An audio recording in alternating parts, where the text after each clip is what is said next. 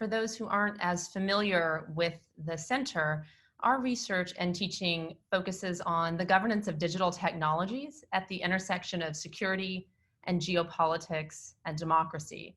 And our work is really intended to inform the policy agendas for governments, civil society leaders, tech companies, and academics around the world when it comes to questions of how best to govern our digital technologies. So today's discussion is going to focus on how these technologies are both affecting and being affected by the global pandemic. I think COVID has very clearly underscored our global reliance on digital tech platforms as a source of information and disinformation, as a set of potential tools for disease tracking, and as platforms for social connectivity like we're experiencing now, and even for basic consumption when you look at platforms like Amazon.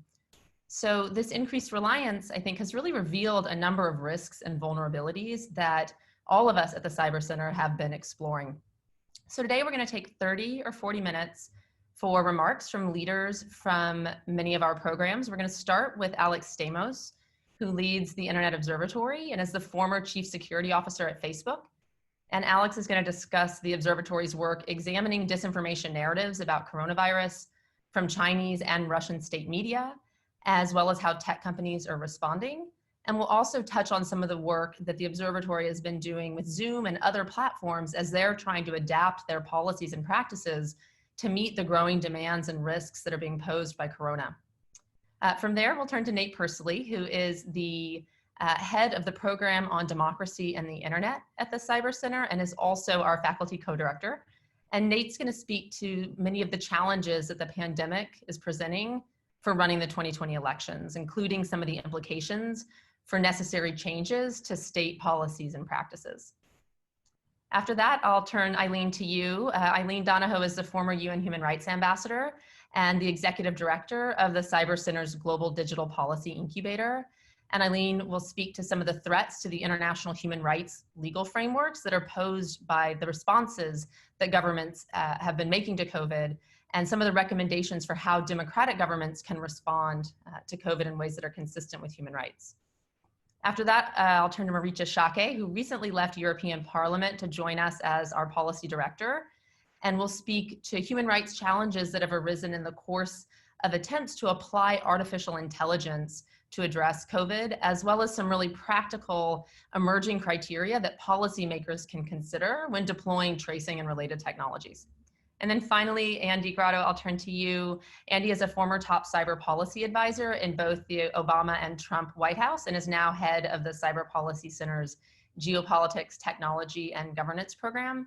And I'll ask Andy to speak to some of his recent work in cooperation with colleagues at Stanford on how to report responsibly on hacks and disinformation and the implications of that, both for the 2020 elections and also for how we're seeing media cover COVID. So I think it promises to be a fascinating discussion, and we'll try and save 20 or 30, we will save 20 or 30 minutes for Q&A. And so I'll ask folks to be relatively brief in their remarks. And Alex, I'm gonna start with you. Great, thank you so much, Kelly. Thank you, Mike. Thank you for everybody who has tuned in to join us. So as Kelly said, all of us at the Cyber Policy Center have been paying attention to how the COVID crisis has changed not just the cybersecurity aspects of what countries and large companies are facing, but the disinformation aspects, which is affecting many, many people on the planet. And so I wanted to touch upon both of those. I'm going to start on the disinformation side. So in our part of the Cyber Policy Center, the Internet Observatory, one of our goals is to build the systems to study and to detect online disinformation campaigns, and then to provide analysis of those, as well as to work with the responsible platforms to make sure that those things are taken down and that the data is provided for academic study. Something fascinating is happening right now, and this is a pretty unique time for us to be doing this work.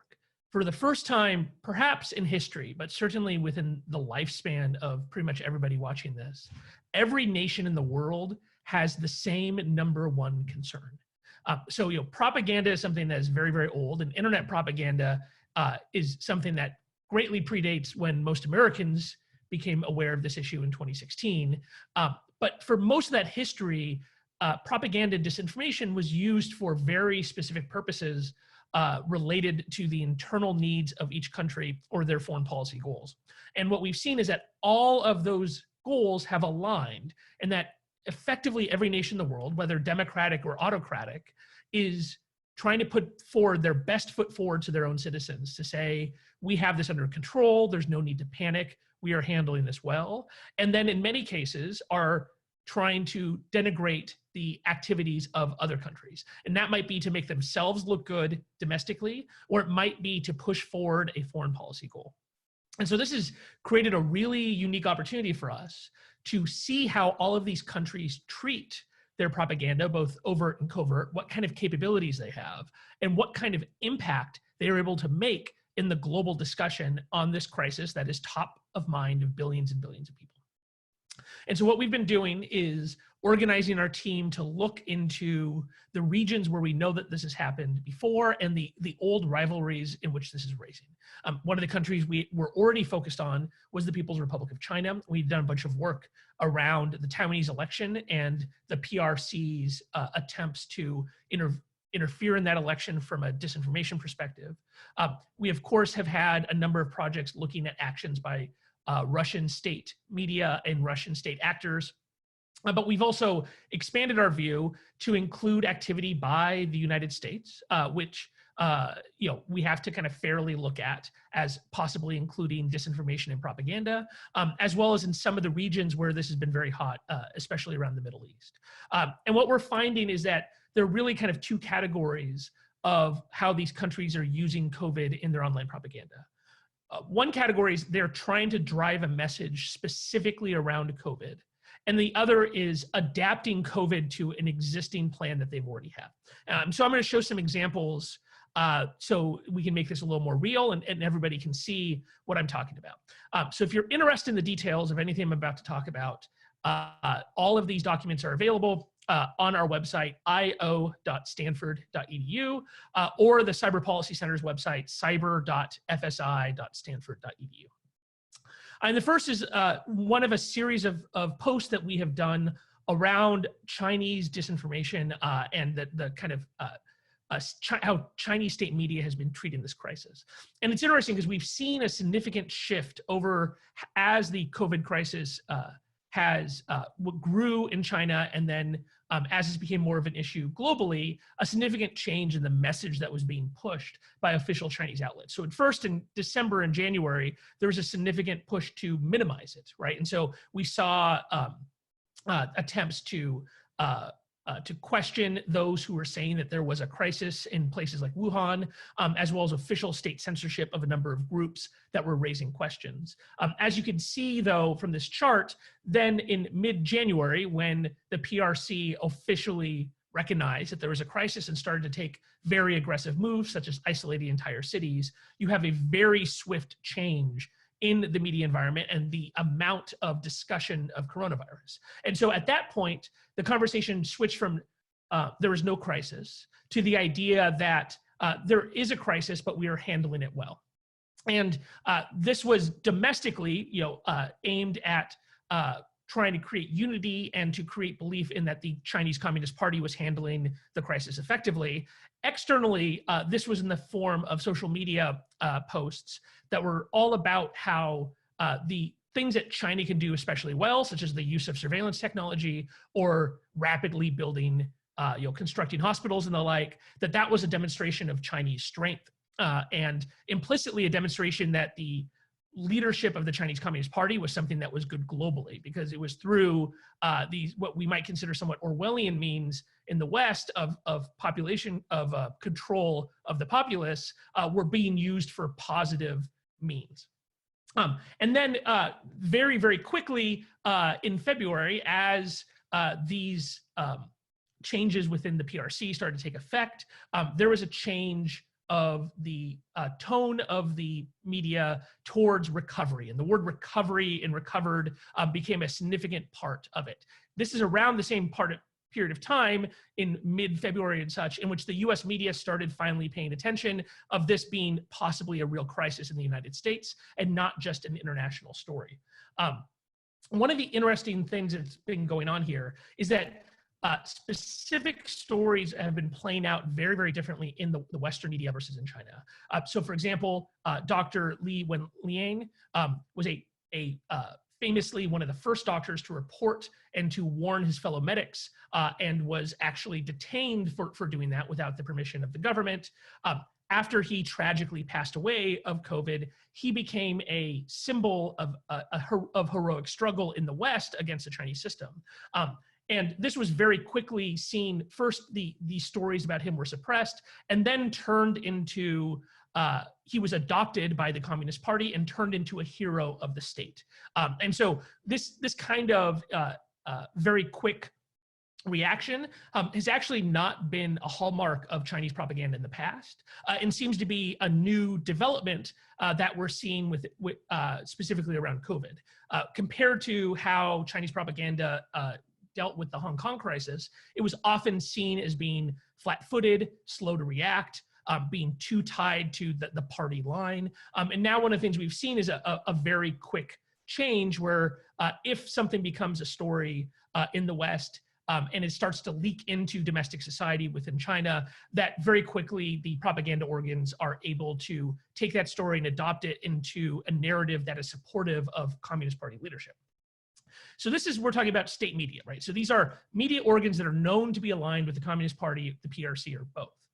There's also been a much less official kind of propaganda coming from China. And this is often under the names of actual Chinese officials. And so the overt propaganda is, while many would consider it biased, is at least generally tied to facts, right? It's about recovery. There's a spin put on it, but for the most part, the state media is not inventing facts out of thin air. Whereas what is at the same time that the overt propaganda is supportive of Chinese efforts, the more covert propaganda or the more deniable propaganda has been about the possible culpability of the United States in spreading this virus, for which there's absolutely no evidence. Just like there's no evidence that this came out of a Chinese lab, there's also no evidence that COVID is an American plot or an American bioweapon. And so what you see is at the same time the overt propaganda is operating, that there's movement in the covert side to inject these narratives into kind of conspiratorial-minded spaces around the idea that maybe coronavirus didn't actually come from China as is expected by many around the world. That has been going on, and the target of that seems to be much less the United States and much more our allies. And one of the things we've seen is a significant push by Chinese propaganda outlets to utilize this crisis as a way to erode American soft power and to build Chinese soft power around the world. In the developing world, such as in Africa, some African nations, this has taken the form of highlighting actual help that the Chinese state or that rich Chinese individuals have provided in the forms of PPE, nurses flying to these countries and the like. Those are being highlighted and supported. That is, the kind of standard, pro-national propaganda that we've seen from many countries, including the United States. But there's also been some things that are a little more viral and a little less mature. And here's a great example of something that we really did not see from Chinese propaganda outlets until this crisis. This is a viral video that was being promoted by the official account of the Chinese embassy in France. We'll look at it for just a second.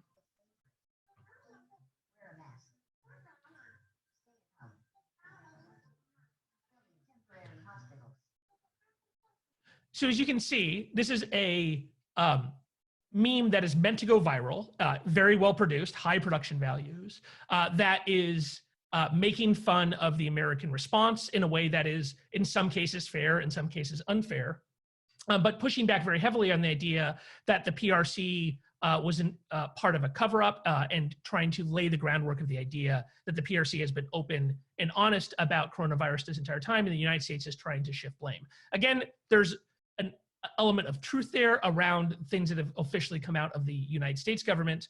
And so it is difficult to call this purely disinformation, but certainly is propaganda. And one of the interesting things is it's much more kind of hip and viral and and appeals to Western sensibilities in a way we have not seen from Chinese propaganda in the past. And it's notable that the target here is not Americans.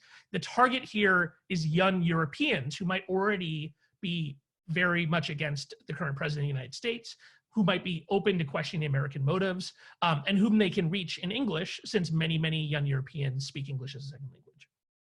So that's what's going on in China.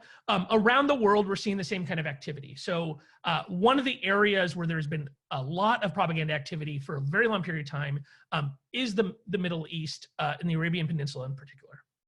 This is from a report that we published in the beginning of April on a massive takedown across multiple platforms in which we were involved of content that was created by a number of private entities that looked like were being hired by the Kingdom of Saudi Arabia, the government of the United Arab Emirates, and some other rich individuals to create propaganda, in this case, propaganda against Qatar. And so this is part of a long-standing project by these companies. One of the companies is called Mott. It's still up. So despite us pointing out the fact that this was government-sponsored propaganda to YouTube, YouTube has not taken action against this activity. So you can still go right now and check out their channel if you want to read about how evil the Qataris are compared to the United Arab Emirates. Just remember, you're reading government-sponsored propaganda. And so they don't really care that much about coronavirus. They have adapted the fact that coronavirus is a massive crisis to their propaganda campaign against Qatar. And so we saw a very quick adoption of these narratives and the interleaving of these narratives into existing narratives of places in situations like this. Another place where that has happened has been Poland. And so one of the projects that we had pre-existing to the coronavirus crisis was looking at possible Russian activity in Eastern Europe. And traditionally, this activity is aimed at weakening the more liberal governments and of building anti-NATO and anti-American sentiment among Americans' allies in Europe. And so this has also taken a turn towards COVID being a main theme. Again, this is reactive. It is not proactive. It is not really, they don't really care about the COVID narratives. But it is such a pressing issue that if you're going to have a professional team that is trying to cast aspersions against a government or cast aspersions against the EU or NATO, then clearly this is going to be a key narrative that you're going to push. One of the interesting things that we posted today that wasn't really directly related to COVID, but I think could possibly become, is that there was a campaign against the Polish military in which a hacker broke into an official website of the Polish military, posted a fake document, and then there was a very quick coordinated campaign to amplify that document around social media. This is exactly the kind of behavior that we should be very careful of in the COVID crisis. So in a situation where multiple superpowers are saying that the other superpower is responsible for releasing this as a biological weapon or that came from a lab, creating fake documents that support that narrative and then posting them on some somewhat insecure, obscure website of belonging to a medical institution from one of those governments would be a very powerful way to push propaganda. And so that's on the propaganda side. And I just want to speak really, really quickly what's going on the cyber side. And what was happened in that space is that the very quick move to people working from home has created real possibilities for attackers that didn't exist before. And so in the tech industry, I was a chief security officer of a number of publicly traded companies, and we always prepared for the idea that people would not always be in the office. And a number of more progressive companies, Google being the best example, had already moved to models where if somebody is in the office or at home, that they're just as secure. And that's a move that's been happening slowly, but it turns out not fast enough for this crisis. And so the fact that effectively within a couple of days period, people were sent home and now have not been back to the office turns out to have real impact on the ability of enterprise and government security teams to secure the systems that are now operating from home. This has all kinds of interesting impacts. But the key one is that the ability to monitor what's going on these systems has been greatly reduced. And so while it looks like there was some disruption to adversary groups who have been very, very active in the past due to coronavirus, due to them themselves being sent home, some of the evidence suggests that some of these groups are now much more active than they ever were before, knowing that if they're able to drop malware onto a laptop that is now sitting on somebody's personal router connected up to a Comcast modem instead of in the corporate network, that the odds of them getting caught are much lower.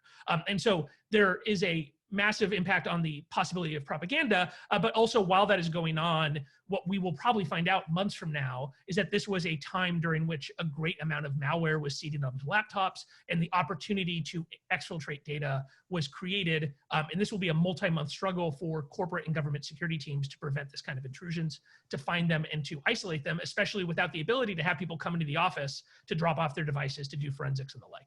It's a very difficult time for CISOs and corporate security teams, and it will be fascinating to see what the outcome is in the long run. Anyway, thank you very much, and I'm looking forward to your questions at the end of our session. Alex, thanks so much, and I hope we can touch on at the end some questions around how the tech platforms have been responding, and your point about YouTube not taking down the Qatari video, and some of the recent data we've seen that even in debunked disinformation, that something like 60% of that was still up on Twitter even after it had been falsified. So I think this would be an interesting conversation for the Q&A, and would encourage people to just add questions there if you have them. Now, Nate, can I turn it over to you to talk about the elections? Sure. As Kelly mentioned, I'm both the head of the project on democracy and the internet and the Cyber Center generally. I'm just going to quickly go over some of the stuff that we're working on. I should say, outside of the coronavirus pandemic, stay tuned for several books that are coming out of our project. My book with Josh Tucker, an edited volume on social media and democracy, and Rob Risch's book on digital tech and democratic theory. Also, Frank Fukuyama, who also co-directs this program, has a report on antitrust that will be coming out in the fall. But for the most part, at least in my work in the last few weeks, I pretty much put all of this aside and I'm just working on trying to pull off this election in the fall. And so we have started with our colleagues at MIT, the Stanford MIT project on a healthy election. And you can go to healthyelections.org to check it out.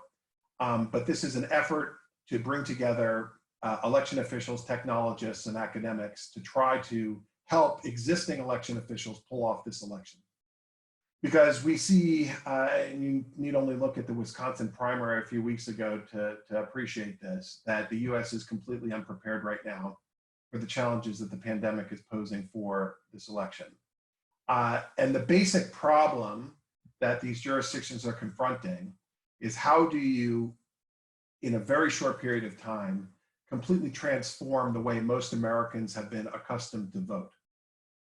And of course, the family of solutions is not a complicated one. We are going to have to move as many voters to mail as possible. And then we are also going to have to retrofit as many polling places as possible so that they're healthy and safe. South Korea, which had its election a few weeks ago, showed that you can do this. They had, very involved systems where people's temperature was taken on the way into the polling place. There was social distance involved. There was all kinds of PPE that was being worn by the election officials. And then you had masks that were worn by voters. I should demonstrate that I now have my I voted mask that I hope is going to be rolled out in the fall in many different jurisdictions. So I've just developed a few of these, but I see other jurisdictions are doing as well. But what we're seeing in the election realm is what we're seeing outside of elections, which is that we have supply chain issues dealing with all the PPE and protective wear, but also when it comes to the basic infrastructure of vote by mail, and whether it's the sorters or even the paper, that is the special paper that's necessary for vote by mail. Different jurisdictions are going to have different problems in trying to get access to that. And so this is a mad sprint over the next few months, because all the major procurement and design decisions have to be made in about the next 6 to 8 weeks. In particular, these problems sort of group around people, places, and things. The jurisdictions are losing people because the average age of a poll worker is about 70 years old in the US. Most of them are going to be unwilling to work in the fall because of the most vulnerable populations. And so we need to figure out ways to get more poll workers, as well as people to help with the mail balloting process. Colleague and I have written a piece on particularly mobilizing the National Guard, which proved indispensable in Wisconsin. But then also the places. The most ubiquitous kind of polling place is a school. followed by, say, senior living centers and firehouses, all of which are closed right now. And so we need to find other ways of having places that people can vote. And then, as I said, there's the things, the kinds of equipment that is necessary for pulling off vote by mail is only made by a few manufacturers in the US. And so we need to deal with those supply chain issues immediately. Congress needs to do more than the $400 million that it has appropriated, and has to increase that 3- or 4-fold if we're going to pull off this election in November. With that, I'll turn it over to my colleagues. Great, Nate, thanks so much. And Eileen, I'll turn to you now. I could see the expression on your face when Alex put up the PRC video framing shelter in place as a human rights violation. So looking forward to your comments here. Underscoring how important Nate's work is there. You know, if you forget everything anyone else says, I would put emphasis on what he's working on. So my job is to talk about how our increased reliance on digital technology in the COVID context is impacting human rights, and how we're thinking about this at GDPI. I'm tag teaming with Maricha on this, which is great because it's such an important subject and pretty vast.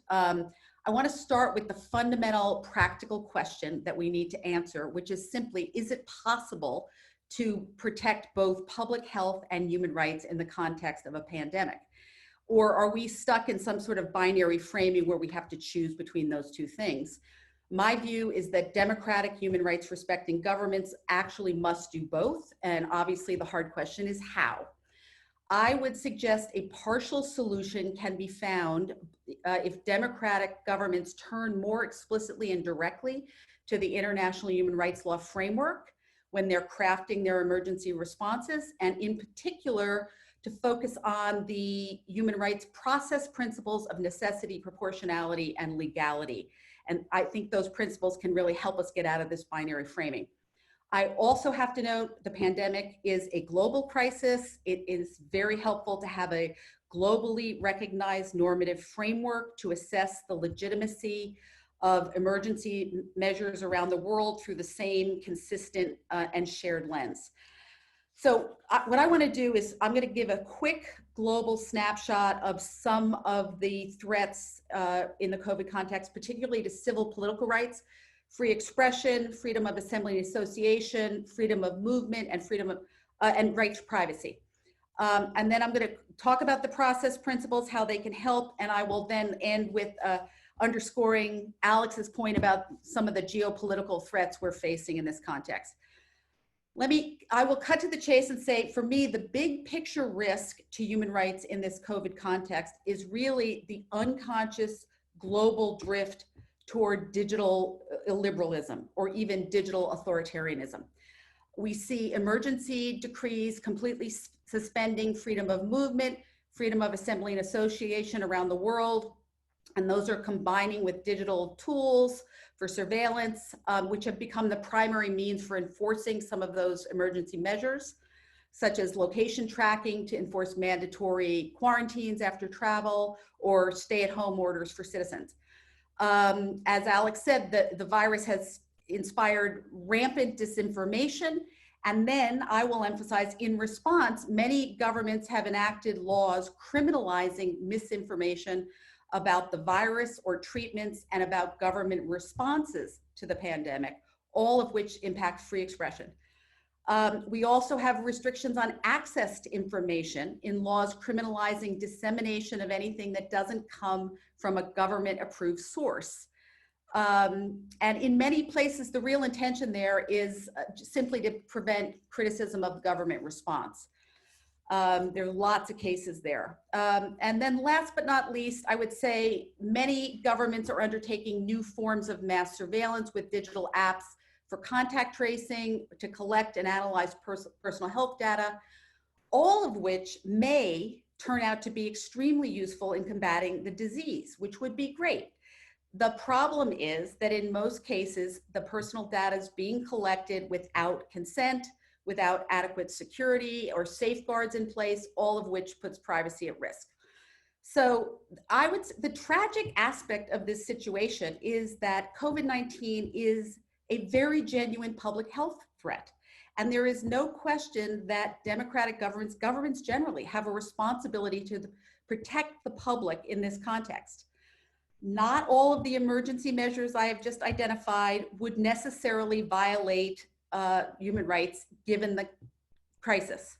But democratic human rights respecting governments do have a responsibility to both combat the disease effectively and also do that without unnecessarily undermining civil liberties. And the operative word here is unnecessarily. This turns us now to the process principles. The best way to assess the legitimacy of government responses is by doing analysis through the principles of necessity, proportionality, legality. And the simple idea is that restrictions on civil and political rights may be permitted if they are necessary to achieve a legitimate government purpose, such as protecting public health. They are proportionate to the threat, and they are legal, which essentially means that there's been some public notice of the restrictions and sufficient clarity about how those restrictions will be enforced. And the real problem is that analysis is just not happening. And I will also add, democratic governments are failing in many cases to communicate clearly with their public about why these measures are necessary to combat the disease. And as a consequence, they are losing public trust, and we see growing civic unrest. Here's a few measures democratic governments could have taken. They could, basically, these are checks on their new powers. They should have included sunset clauses to terminate emergency measures when the crisis is over. They should give guarantees that data collected is only used for public health purposes. They could minimize the data collected only to what's necessary. And maybe most importantly, firewalling the data collected for health from data for law enforcement, immigration, or other commercial purposes. And all of these things should have independent oversight. They should have created vehicles for that. The last point I want to make really piles on to Alex's point about propaganda and erosion of soft power. It's the threat to the human rights framework at the geopolitical and rhetorical level. Unfortunately, the very poor performance of some democratic governments in responding to this virus has eroded confidence in their competence. And then combine that with their failure to adhere to human rights principles and do this analysis has signaled their own loss of confidence in the feasibility of adhering to their values in the context of a crisis. And all of this is playing right into the hands of authoritarian governments, in particular China, which has cast itself as this new superior model for competent global leadership in the 21st century, digitized societies. And we've heard a lot of propaganda highlighting the ineffective response in democracies.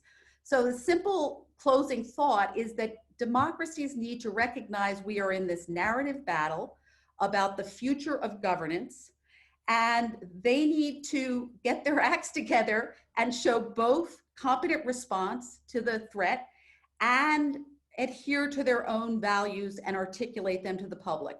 Otherwise, they are participating in the erosion of this international framework, which is exactly what the Chinese want. Great, Eileen, thanks so much. And I'll now turn to Maricha, I think sort of building on some of these human rights concerns and speaking from the perspective of a recent policymaker. What practically can be done here? What should policymakers be thinking about? Thank you so much. It's a real pleasure to be a part of this seminar as the Cyber Policy Center. There's a lot going on, so I'll try to be brief so that there's still some time for Q&A. But I wanted to zoom in on the politics of the use of technology and policy responses, especially in light of the COVID-19 crisis. And I speak from a European perspective, not only because I served in the European Parliament, but also because I've been quite closely involved with the whole process of a contact tracing app in the Netherlands. But after what Eileen said and also what Alex said, I think what is very clear is that this is a revealing moment for governments, and the principles of democratic governments are tested in many ways. So we've seen some very peculiar positions being taken. For example, the government of France asking Apple and Google to lower some of the security and privacy standards because France had a different design and wanted to use contact tracing apps in the so-called sovereign way. Similarly, we've seen announcements after contact with companies like Netflix and YouTube by members of the European Commission that they were very happy that the bandwidth had been preserved by lower quality resolution streaming. And so a sort of charm offensive that's going on the part of big tech companies is coming at a moment where the European Union had actually a number of packages of legislation on the table, whether it was or is about artificial intelligence, a data strategy, the Digital Services Act. And so the question is really, now that the moment of truth has arrived for some of these governments, how are they holding up in preserving the principles and the human rights framework that Eileen spoke about? And I think it is clear that a lot is at stake. And what we used to say in politics is that under pressure, everything becomes fluid. And that seems to really be the thing that we see unfolding in Europe, where the pressure on governments to quote unquote do something to both help societies out of the lockdown and to reignite the economy is leading them to look to contact tracing apps and some other technological solutions. And we've seen as this discussion unfolds, and we're still in the middle of it, so we can't draw final conclusions, but that there's a number of political risks, I think, involved for governments. And I think the same can be seen all over the world, which is on the one hand, the announcement that an app can be of decisive help in getting out of the lockdown raises expectations. People are excited to go outside again, and they think, well, as long as my phone is not warning me, I'm sure I'm in the clear. For others, when they hear about contact tracing apps, all alarm bells go off. They worry about the right to privacy, about data protection, about the surveillance state, about who is going to design these apps and under which conditions. And so the risk that a government would get it wrong by overpromising that an app is going to be a vital ingredient to solving the lockdown and keeping people healthy at the same time, creating a false sense of security could be another risk, but also the loss of trust.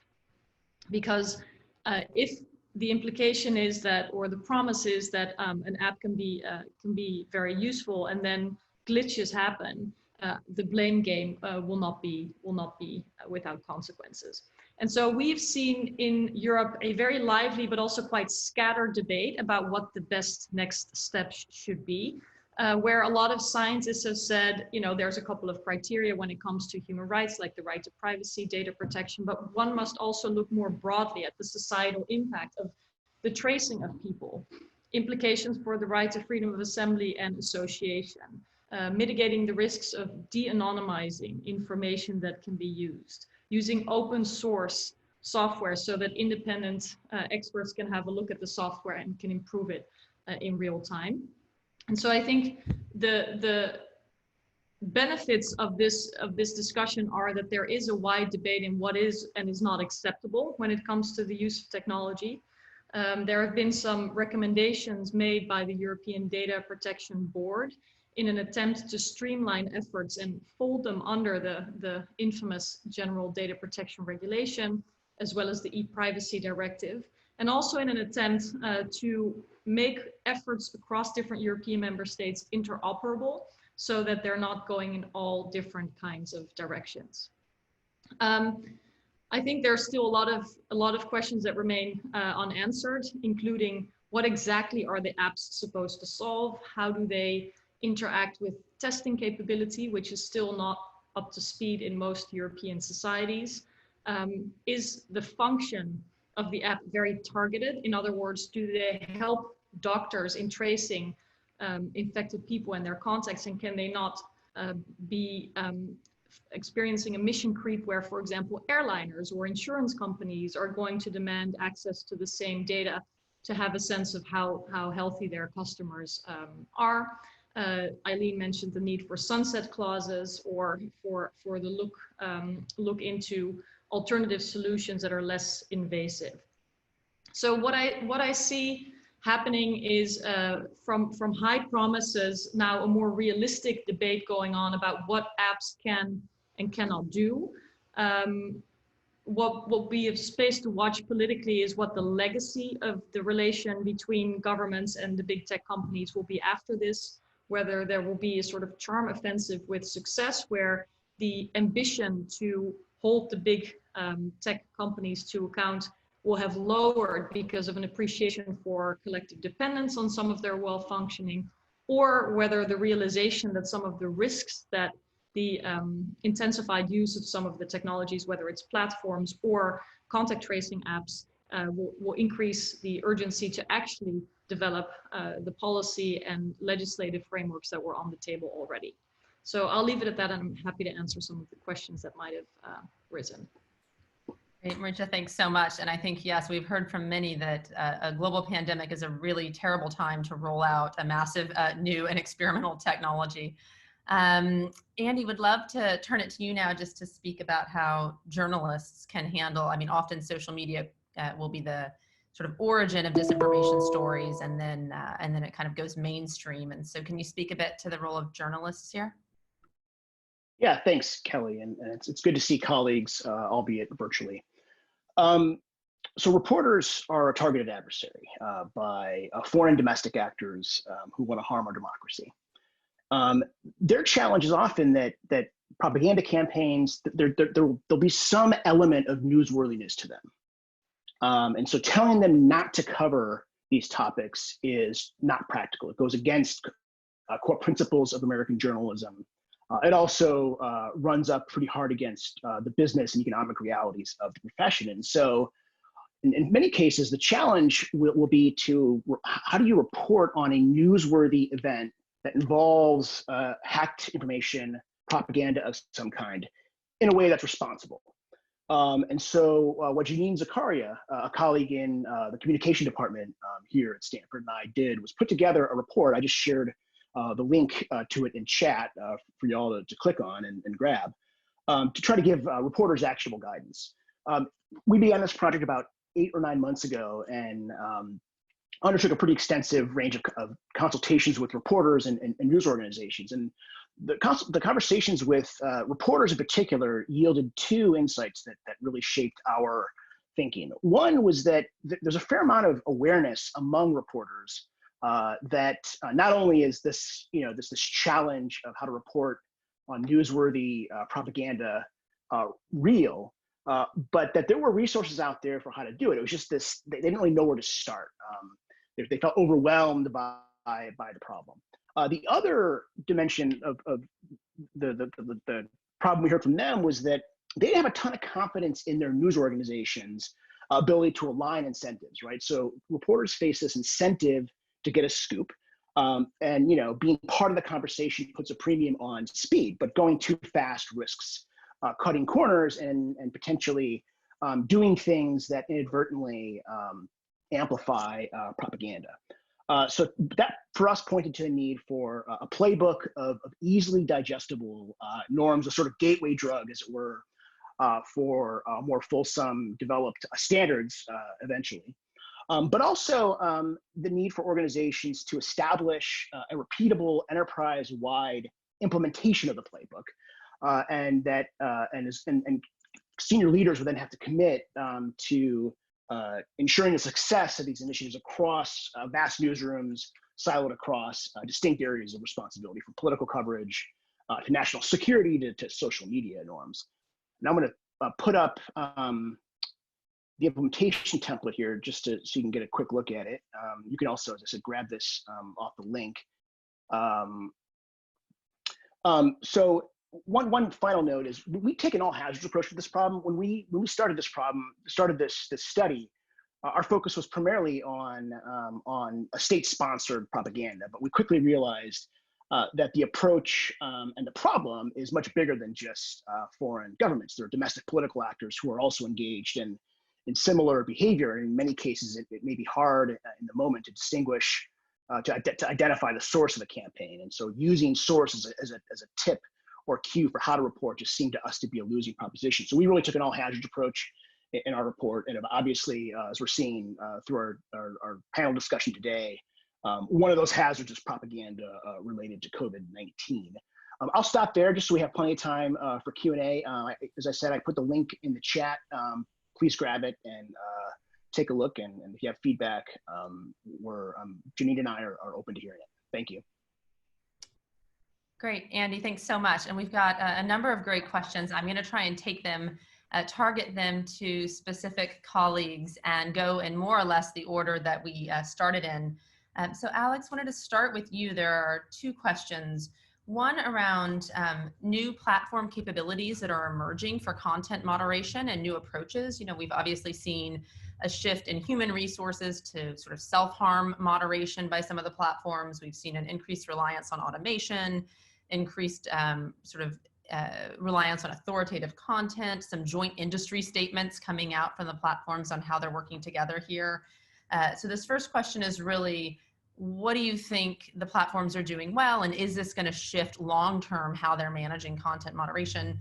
And then a second question, which is sort of a PSA announcement for all of us on the call, is are there best practices from a cybersecurity perspective on working from home? Which I think if you could post that in the chat line, we would all love that. But we'll start with the platforms and how they're doing.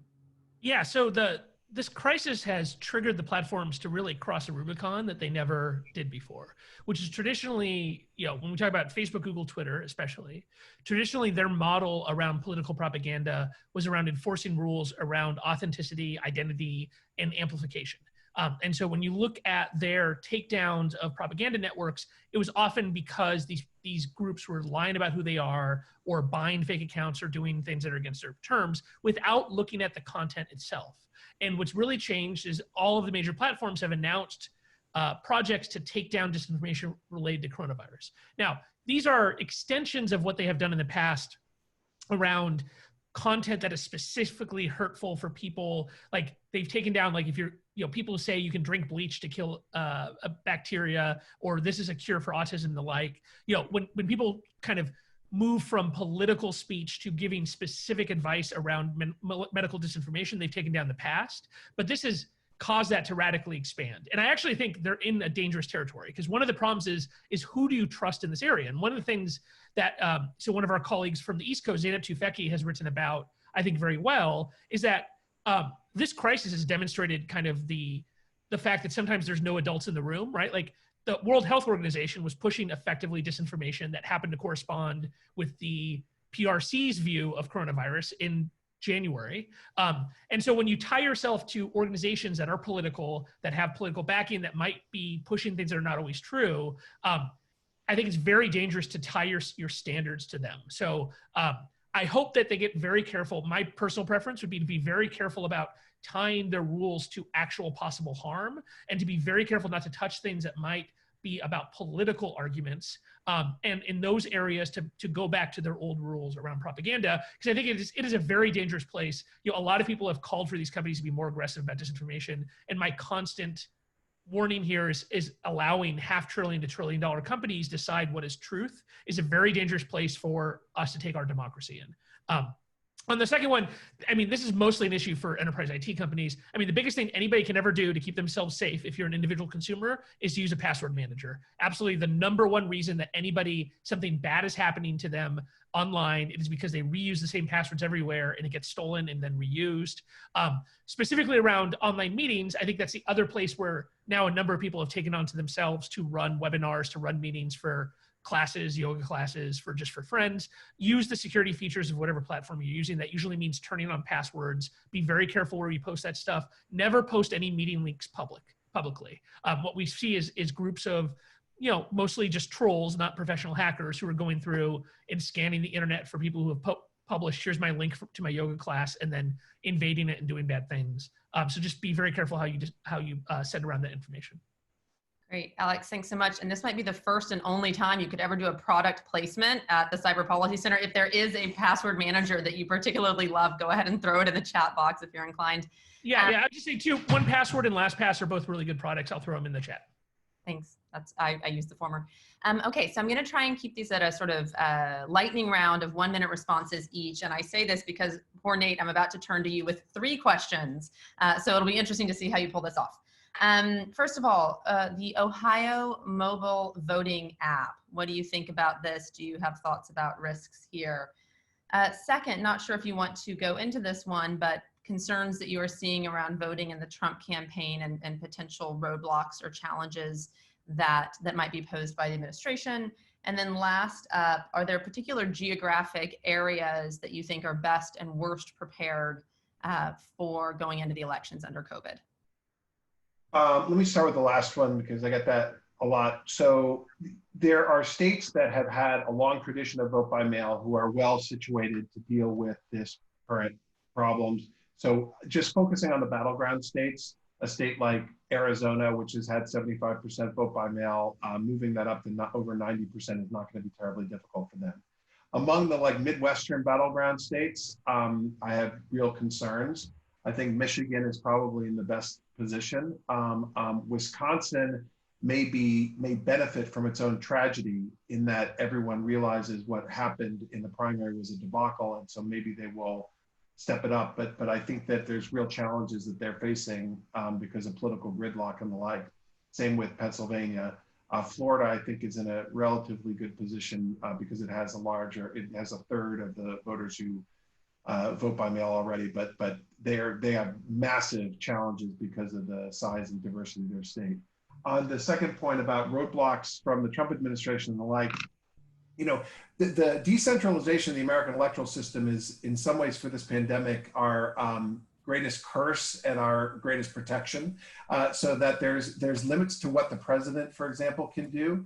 I would actually pay most attention to the post office, which now has a new leader, because while we tend to think there's no federal role in elections, when you have 2/3 of the votes cast by mail, the Postal Service becomes that national election authority. And so that's where I'd focus my concerns at the federal level. On the Ohio mobile voting app, this is sort of an innovation to use blockchain technology, particularly for military voters. It's just been proposed as a pilot.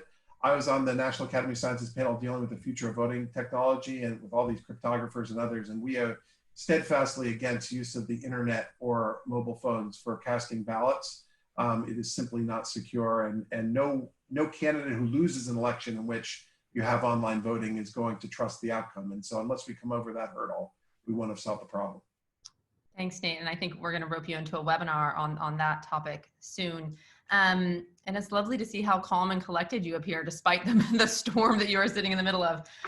So I'm going to turn next to Eileen, 2 questions, and we have about 2 minutes left. So I want to make time for everybody, but sort of defining proportionality in this context. And then this question about whether and how the pandemic threatens to challenge the global balance of power between authoritarian and democratic regimes, sort of depending on how outcomes in those countries fare. Oh, and Eileen, I don't see your screen, but I'm not sure if you might be muted. Okay, can you hear me? Yep. Okay, so to the second question, the answer is yes, definitely. That is the geopolitical risk, that this narrative about comparative competence in authoritarian governments will catch on, and swing states will just sort of walk away from pre-existing human rights commitments. And that is exactly what we should be worried about. On the other question about like what does proportionality look like? Let me just tip my hand here and say, my take on, you have to look at each measure, each emergency measure specifically and look at the text. But generally speaking, I would say restrictions on freedom of assembly and association, i.e. quarantines for travelers, stay-at-home orders, I bet would pass the test of necessity, proportionality, and legitimacy. And I find it's sad, it's not just protesters in Michigan. You have Elon Musk out there expressing rage, calling stay-at-home orders fascist. I mean, that tells you that governments are failing to communicate why they're necessary, why they're legitimate, and that's what you end up with. And so they better get their acts together. I think privacy issues I am quite concerned about, but I think there are workarounds, especially with firewalling data. I am most concerned about the freedom of expression restrictions because it goes down that slippery slope of that Alex talked about who gets to say what misinformation is true or not. So 11 people were arrested yesterday in Bangladesh for criticizing the government response as misinformation. So that's a perfect example. Yeah, and those proliferate. Okay, so we have about 1 minute left, maybe 30 seconds. Maricha, would love to turn to you on which governments you think are sort of violating human rights sort of mistakenly in this context, and which ones are, this is a question from the chat box, which ones are using this as sort of an opportunity to power grab. I'm guessing this is the standard, index of who is and isn't a democratic institution. And then Andy, if we have a couple seconds left, would love to just hear about your greatest concern going into the 2020 elections. Maricha? Yeah, so unfortunately, I think COVID has provided the sort of legitimizing argument of choice for a lot of authoritarian or dictatorial regimes. So those are all the usual suspects. But what I think is actually more concerning is how democratic governments have not stood firm and protected human rights. Like even today, I mean, in the Netherlands, there are strong institutions, which is good, but the Data Protection Authority basically scolded and basically criticized the health minister's approach because he apparently turned to the telecoms companies to ask for geographical data. And so things that were unheard of before are suddenly at least an option. And so I think the sort of norm sliding and behavioral sliding and the allowing for exceptions to otherwise solid principles is something that we also see in democracies where we do not expect violations of those principles. So we have to be very, very watchful and vigilant, especially now. Thank you, Maricha. Andy, we're at time, but would love your sort of 30-second response to that, and then I'll have a couple closing comments. Yeah, I don't have anything to add on that. I think Nate did a great job capturing the, terrifying the audience. Yeah. Nailed that. Okay, great. Well, thank you everyone so much. This was, I think, just a great opportunity to share what folks are working on. Roger, I'll ask if you would go ahead and throw up a slide for those who are interested in learning more about what we're up to. You can visit our website, sign up for our newsletter there, and get updates regularly. We're also doing bi-weekly webinars. I think the next, they're always every other Wednesday at 10 a.m. PST, and feature experts from across the country looking at these questions of digital tech governance. The next one is May 20th. And I know that FSI is also doing another webinar this time next week, focusing on the Europe Center there. So a lot going on, and really appreciative of everybody taking the time today. It's great to see all of you. I've missed seeing you in person.